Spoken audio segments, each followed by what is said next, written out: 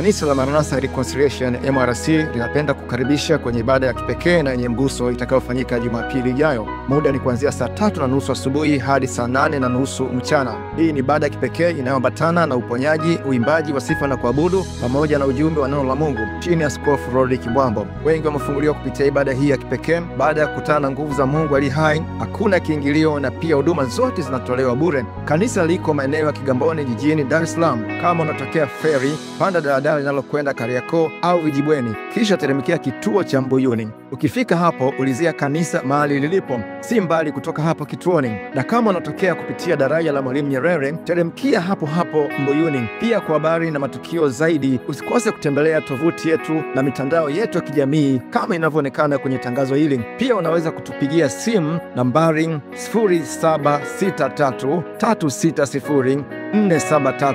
Usipange kukosa Jumapili ijayo. Njoo leo upokee muujiza wako na Mungu akubariki.